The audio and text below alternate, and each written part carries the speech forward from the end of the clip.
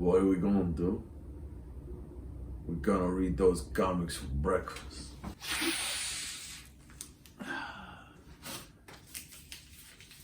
West Coast Davengers, say hello to my little friend. Welcome back. I'm shooting this on like 4 hours of sleep. This is actually the third video I've shot this week. I'm in my long johns, I'm not gonna lie. This is it. This is the fucking sale. This is the one I was waiting for.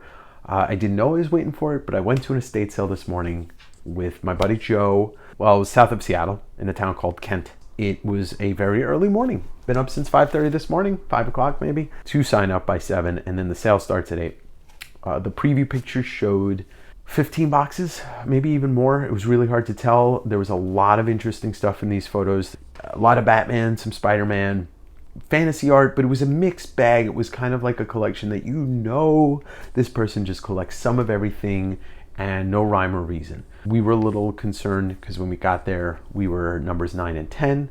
But we got in there, I brought an empty box, figuring like, that's how I'll just fill it up. Don't care how much the comics are, they're usually gonna be cheap. Let's just dive in. This is the most insane sale. Holy shit.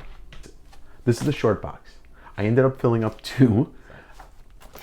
So I have an affinity for Jurassic Park, so I'm just gonna run through some books. This is a Raptor number 0. And so this collection was heavy Batman and Spider-Man, and that's always a good thing. You know, you got your Jim Lee, Batman, some Amazing Spider-Man. I picked up a Mask book. Just start grabbing stuff that you think you know and you worry about it later. Check out that Brian Bolland Joker cover. Some more Jurassic Parks, a cool Spider-Man. So Batman, this is the origin of Two-Face. This is a Dark Knight Long Halloween special. Check out that Amazing Spider-Man 431 Carnage cover. Amazing Spider-Man 500 J. Scott Campbell cover. Spider-Man Unlimited Carnage cover. Bane special and Dr. Freeze special. I started looking through books. The first book I hit was probably the single best book I found today. You may recognize it. Batman Adventures number 12.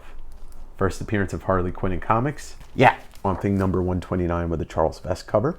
How about that? Vengeance of Bane 2. It's a dope Glenn Fabry cover, and I've been looking for this. Beavis and Butthead number 1. yeah, cool.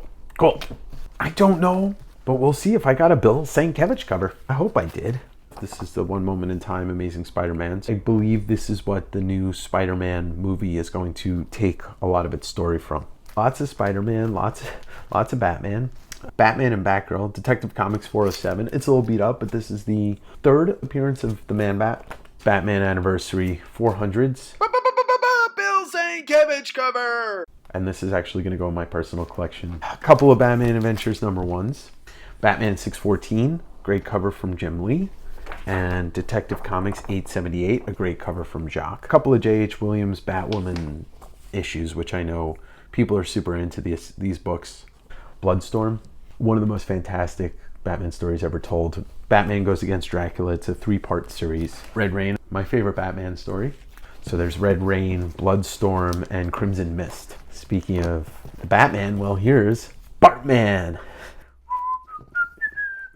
Luckily, I'm a big Batman fan, so this was a sale after my own heart. Frank Miller, Batman Black and White number 2. I didn't buy every Batman book, but I came damn close. Another great 2-part graphic novel series, Batman Grendel. Grendel Batman. This was one of my favorite things that I pulled out today that's going in my personal collection. This is a Batman, The Killing Joke, first print. Alan Moore, Brian Bolland, the classic Batman story. If you've never read it, this is the one. Some more Batmans. I can't look a Wizard magazine in the face and say no. Here's a Wizard number 36 with a Rob Liefeld Youngblood cover. Some of the fun stuff I bought just for shits and giggles. This was one of them. Death of Superman in the poly bag. Amazing Spider-Man 375 with the gold holographic cover. I love the weird stuff. I'm a big Charles Vess fan. Charles Vess, painter, works with Neil Gaiman a lot. The official San Diego Comic-Con preview book of Ballads and Sagas. And it's signed by Charles Vess on the border, and I actually ended up with 2 of these. One signed, one not. One of the other really cool things that I got were the fantasy art of Frank Frazetta, book 1 and book 3. And these were a nice little find. More Batman, Batman Mad Love, Gotham by Gaslight. This is the first Elseworlds DC book. It's Batman going against Jack the Ripper. Other cool Batman. That's Year 1, Part 1. Frank Miller, David Mazzucchelli classic.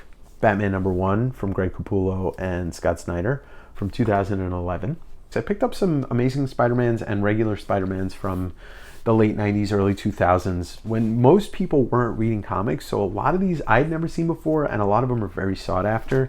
Some Venom covers. This is Peter Parker Spider-Man number 10, Amazing Spider-Man number 13, and Eric Larson Amazing Spider-Man number 19. And then some J. Scott Campbell covers from his Amazing Spider-Man run, number 31, number 30, number 32, number 33, number 52, Legacy number 499.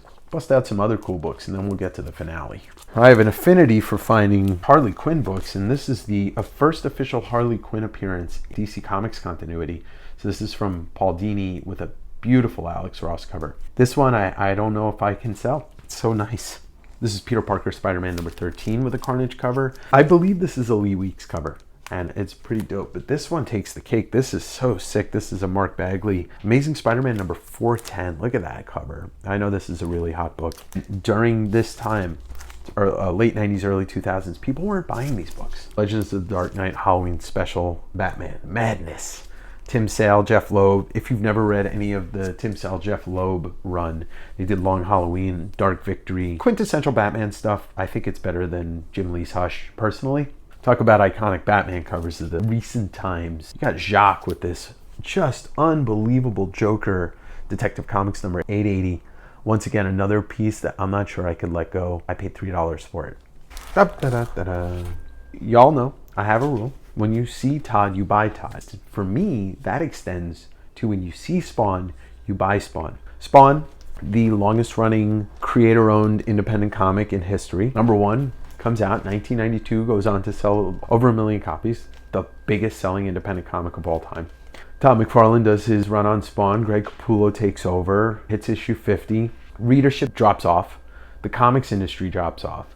You get to issue 100, and after issue 100, they were only printing 30 and 40,000 of these books, and then you get to issue 150 and it drops off even more significantly.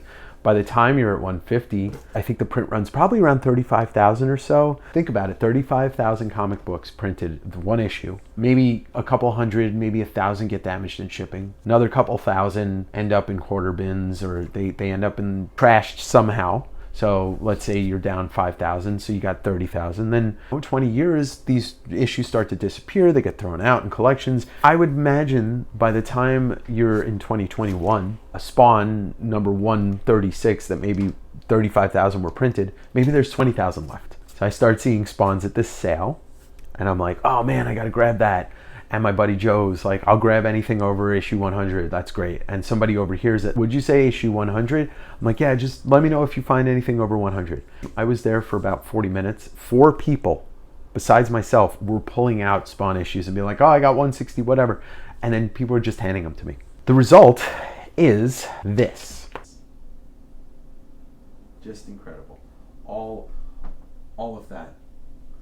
1, 2, 3, all Spawns. I may have gotten every single Spawn issue from 100 through about 250, which is insane because some of these issues, only 10,000 exist. A tiny number for a comic book. So I'm going to go through this all. One of the first Spawns that I hit, Spawn number 1, as well as a Spawn number 1, Spawn number 2, number 3, 205, 239. I haven't put these in bags and boards yet because I just got home.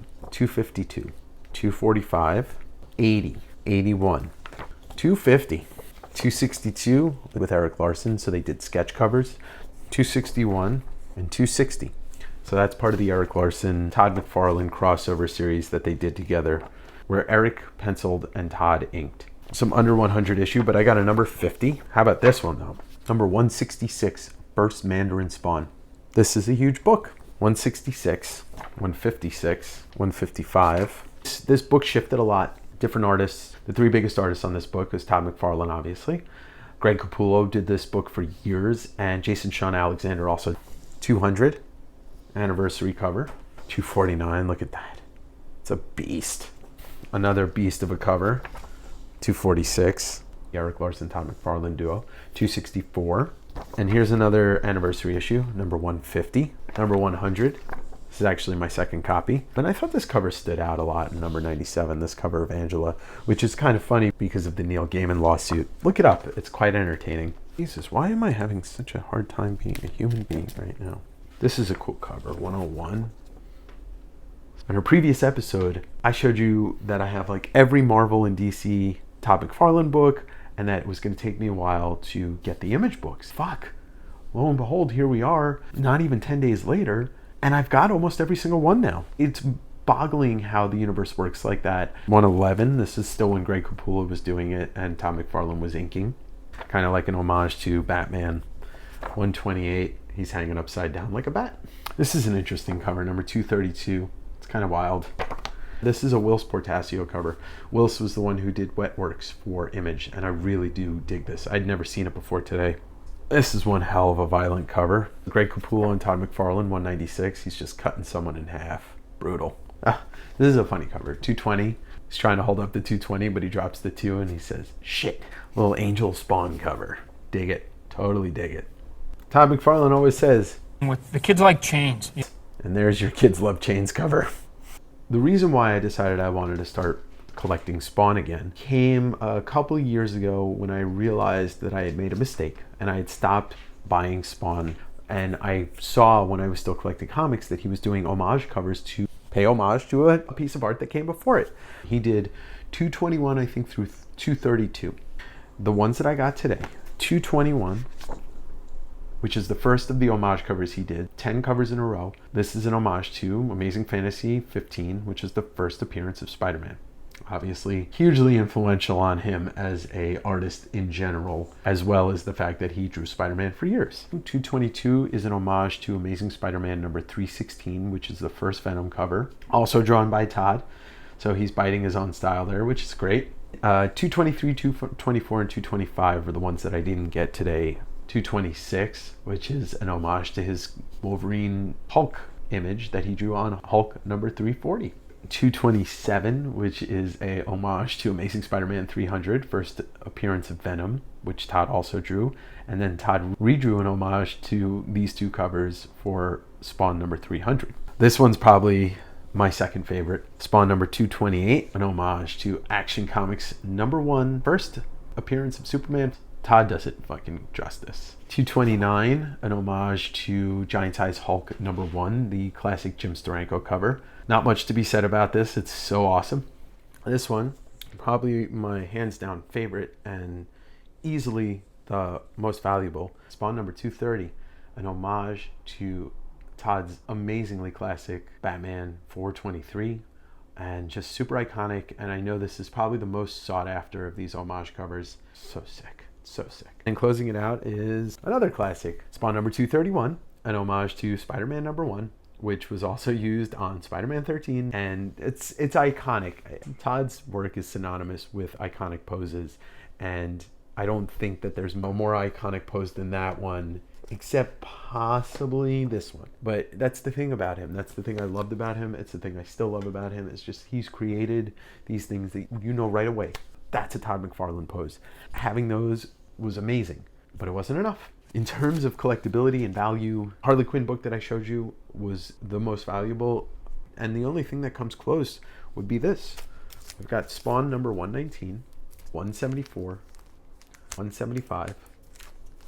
119 is the cameo appearance of the Gunslinger Spawn. This came out 6 years before his first official appearance, which was this one in 174, and then the second appearance, 175.